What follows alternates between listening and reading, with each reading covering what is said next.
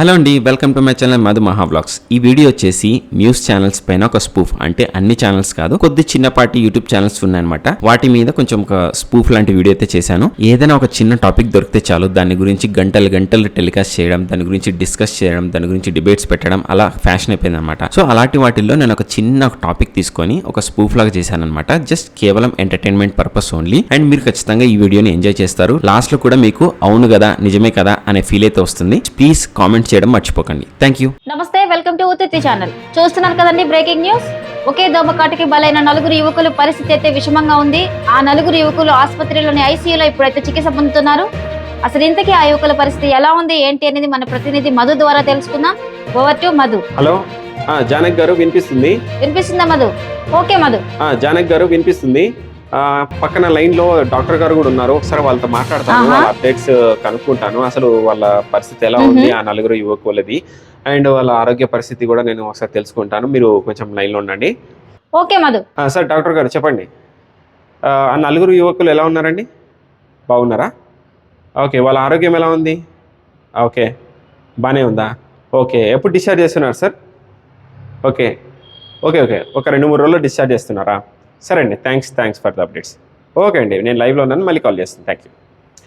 So friends, మీరు విన్నారు కదా. ఇప్పుడు డాక్టర్ అయితే ఏమంటున్నారంటే వాళ్ళ పరిస్థితి చాలా విషమంగా ఉందంట. ఇంకా ఒక వారం కావచ్చు, లేకపోతే 10 రోజులు కావచ్చు, పైనే టైం పడుతుందంట వాళ్ళు కోలుకోవడానికి అని చెప్పేసి. అండ్ మేము కూడా దేవుణ్ణి ప్రార్థిస్తున్నాం వాళ్ళు తొందరగా రికవర్ అవ్వాలని చెప్పేసి.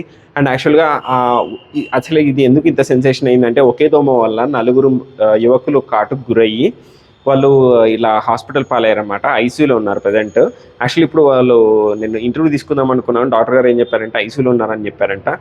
సో అండ్ ఇంకొకటి ఏంటంటే, వాళ్ళు ఎప్పుడైతే కోలుకుంటారో డెఫినెట్గా వాళ్ళతో కూడా మేము ఇంటర్వ్యూ తీసుకుంటాం. అండ్ ఇంకొకటి, దీనికి కారణమైన ఆ దోమని వెతికి పట్టుకుంటాము. మా ఛానల్ మేము చాలా తీవ్రంగా ప్రయత్నిస్తున్నాము.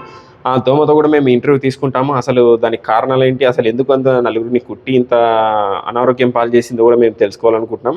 అండ్ సో ఈ ప్రజెంట్ అయితే ఇప్పుడు అప్డేట్స్ అయితే ఇదండి. నేను ఇప్పుడు ప్రజెంట్ హాస్పిటల్ దగ్గరే ఉన్నాను. సో ఇంకా మరిన్ని అప్డేట్స్ కోసం మీరు వెయిట్ చేయండి. Stay tune to Uttuti channel. Cameraman Samsung S23తో రిపోర్టర్ మధుకుమార్. సో విన్నారు కదండి మీరు కూడా. ఆసుపత్రిలో ఐసీయూలో చికిత్స పొందుతున్న ఆ నలుగురు యువకులు అయితే ఇంకా కోలుకోలేదు. ఆ నలుగురు యువకులు ఇంకా కోలుకోవడానికి వారం రోజుల నుంచి 10 రోజులు పట్టే అవకాశాలు అయితే మెండుగా ఉన్నాయని అక్కడ డాక్టర్స్ అయితే చెప్తున్నారంట.